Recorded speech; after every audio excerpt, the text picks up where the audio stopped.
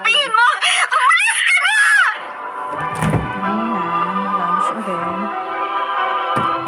Handog ng DZRH ang tunay sa kanyang panahon.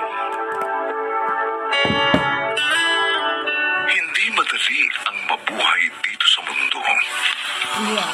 Lalo na't kung wala nang gagabay sa'yo. Mga kaibigan, narito po ang naging karanasan ni Bea sa ating dunang sa kanyang panahon.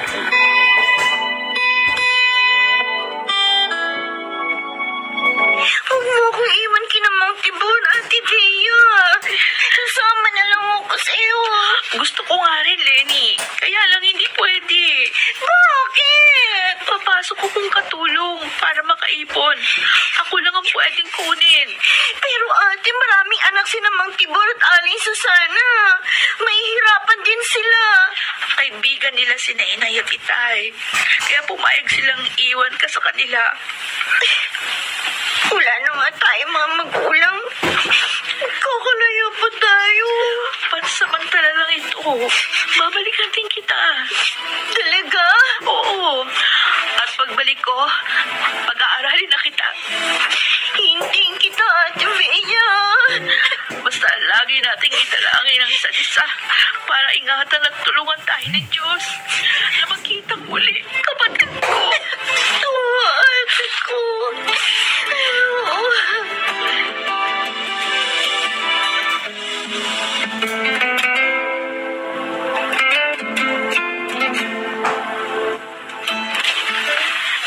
Lenny, hapunan na. Sabi ng Aling Susana mo. Hindi ka kumain ganin ng tanghali. Halika na. Sabay-sabay na tayong kakain. Wala po akong gana, Mang Tibor. Hindi maaari na lagi kang ganyan. Magkakasakit ka. Pag nangyari yon, baka hindi na kayo magkita ng ate mo. Mang Tibor. Bakit kasi namatay pa si Nainay at Itay? Sadya marahil na maikli lamang ang buhay nila. Kaya dapat, tanggapin mo na yun ang maluwag sa dibdib. Kung may kaya nga lang kami sa buhay ni Susana, kami na lang ang tutulong sa inyong magkapatid. Ang kaso nga, mahirap din kami. Marami pang anak.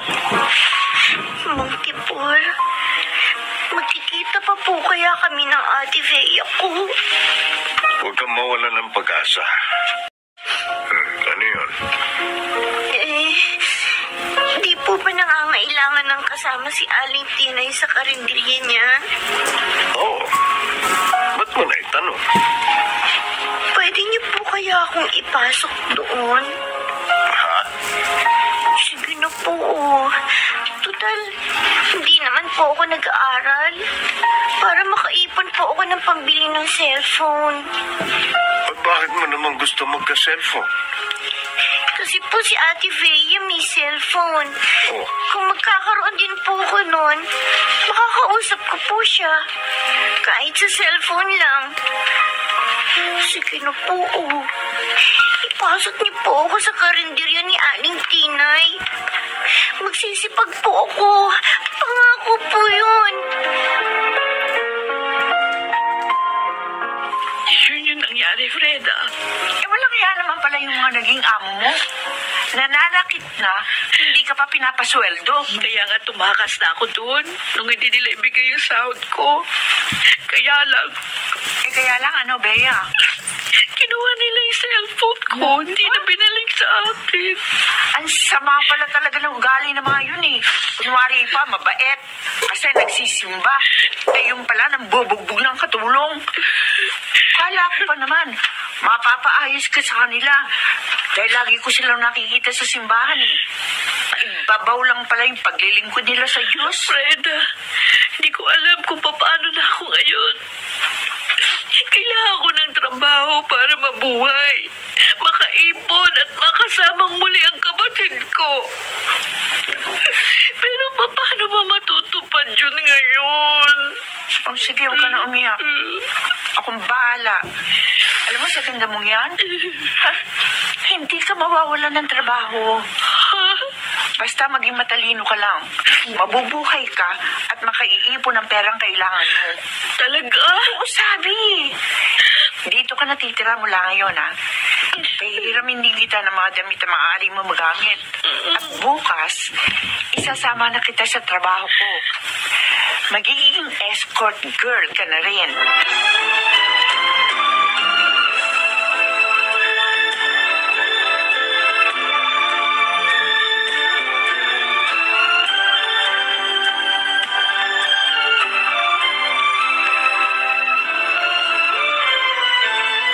Manolo, ano masasabi mo sa kaibigan ko? Maganda nga. Mas maganda sa akin, di ba? Oo. Pwede kayang siya na lang ang makasama ko sa lakad ko bukas. Po? Huwag kang kabahan. Sila ng kapatid niya. Opo, sir. Totoo po yun. Gusto kasi niya makapag-aral. Kaya siya pumasok sa trabahong ito. Ganun ba? Oo. O sige, bukas, siya na lang ang isama mo, ha? Ingatan mo ang kaibigan ko.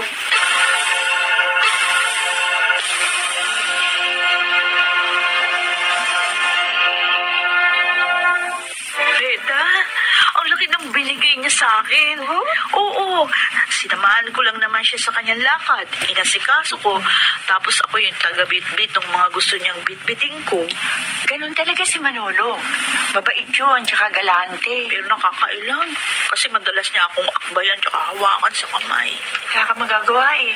Kasama yan sa ating trabaho. Kaya masanay ka na. Pero hindi naman nila tayo kinakami. Kaya huwag kang matakot. Meron nga akong escort girl na nakausap kanina. Sabi niya, nagkaroon daw sila ng relasyon ng kliyente niya. Aba, binayaran daw siya ng malaki, kaya pumayag siya. Eh, alam mo, Bea, nasa sa iyo naman yun eh. Ikaw, wala ka bang nakarelasyon na kliyente mo? Ay, naku, wala. Trabaho lang talaga ako. Pero maipagmamalaki kong matalino akong humawak ng kita ko. Kaya nga nakatapos ako ng pag-aaral eh. At ngayon may trabaho na ako, maaari ko nang iwan ang pagiging escort girl. May trabaho ka na? Oo, sa isang malaking kumpanya. At syempre, maayos din ang kita, no? Sana balang araw, maging tulad mo rin ako. Para matulungan ko na rin yung kapatid ko. Matutupad din yung pangarap mo, Bea. Tutulungan kita. Ituturo ko sa iyo lahat ng nalalaman ko para makaipon ka, makapag-aral at hindi Basta mapahamak. sibuyas, bawang, Salamat luya, sa'yo, kamatis. Magtitenola tayo. Maraming salamat. Ko naman, oo. Sino pa ba naman ang magtutulungan kung di tayo mga ulilan lubos? Binabad natin ang ating Tama na nga lettuce. itong usapang to. At ang ating- Mamaya, mag-iyakan pa tayo. Magpiprito din ako ng manok.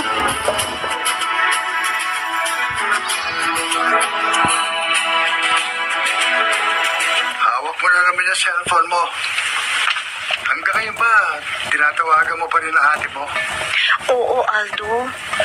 Nagbabaka sakali ako na mag-ring yung number niya. Wala na yan. Hindi mo na nga makontak eh. Malamang, nagpalit na siya ng number. Yun yung gagawin yun. Alam niyang ito ang alam kong number niya eh. Eh malay mo kung may asawa na siya. Kaya hindi ka na nabalikan pa. Mahal ako ni ate. Alam ko, babalikan niya ako. Tutuparin niya yung pangako niya sa akin.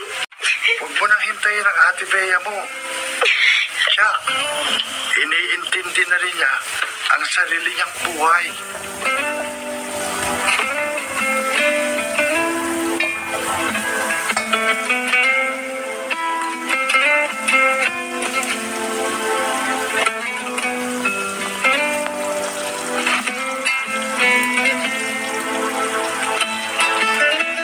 Gabi na naman. Tulad ng dati. Napagod na naman ako sa pagtawag kay ate. Mula nang bilhin ko yung cellphone na to. Hindi na kita makontak. Bakit ganun? Talaga ba? Hindi mo na ako babalikan na ate. Sinungaling ka naman pala. Naghihintay lang pala ako sa wala.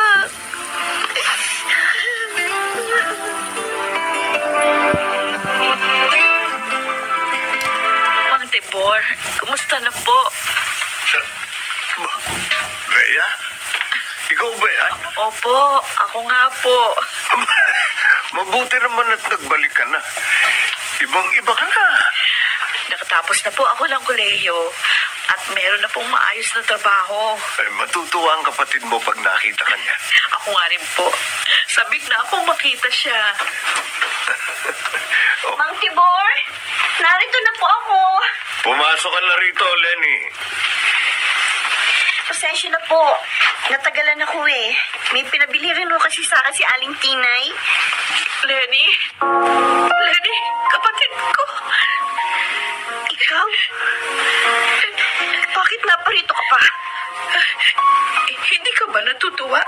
Nagkita na ulit tayo. Hindi na kita kailangan. Lenny, ba't ganyan ka magsalita sa atin mo? Di ba gusto mo siyang makita at muling makasama? Noon ho yun, Mang Tibor. Noon naniniwala pa ako. Natutuparin niya yung pangako niya sa akin. Tinupad ko na ang pangako ko. Kaya nga ako narito ngayon. Matagal kitang hinintay. Nagtrabaho pa nga ako sa karinderya para lang makabili ng cellphone. Para kahit man lang doon makausap kita, mabawasan yung lungkot ko. Pero kahit minsan hindi kita nakakausap. Kasi nga wala ka. Pinagtaguan mo ako. Ako hindi lang para sa akin, kundi para din sa iyo. Tama na! Tama na! Ayoko na marinig ang mga sasabihin mo. Umalis ka na! Umalis ka na!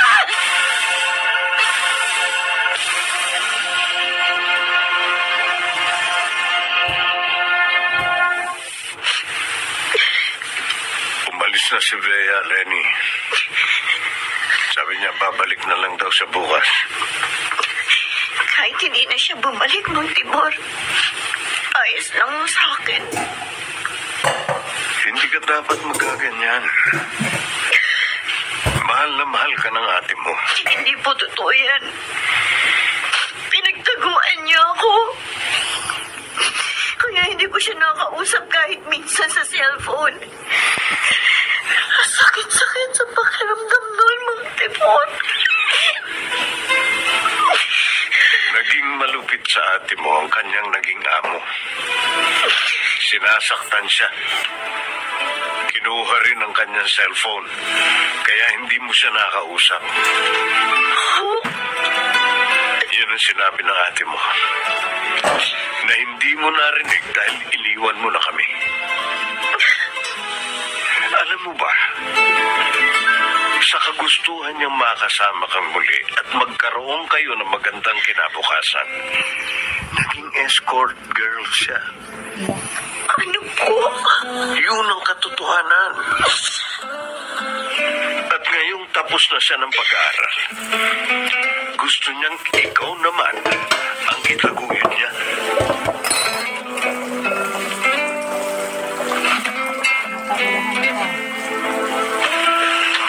Lenny, naparito lang ako para magpaalam sa'yo kasi kailangan ko nang bumalik sa Maynila bukas para sa trabaho ko. Pero isinulat ko sa kapirasong papel yung cellphone number ko. Iiwan ko dito sa mesita. Para kung gusto mo na akong makausap, matatawagan mo ko. Hindi na mawawala yan. Sabi mo, ayaw mo na magkahiwalay pa tayo. Bakit iiwan mo na naman ako? Ibig bang sabihin, hindi ka nagalit sa akin? Oo, Ate Bea. Sorry. Nadala ako na... tawagan mo ko. Hindi na mawawala yan. Tinola. Sabi Babad mo, lang natin, sinain natin. Mamaya ayaw mo na magkahiwalay pa tayo. Bakit iiwan mo na naman ako? Ibig bang sabihin? Hindi ka nang galit sa akin? Oo, Ate Bea. Sorry. Nadala ako ng mali kong akala. Salamat naman, kapatid ko. Ngayon, matutupad na natin ang ating mga pangarap. Huwag magpataig sa galit at maling akala upang huwag masira ang maligayang samahan sa kanyang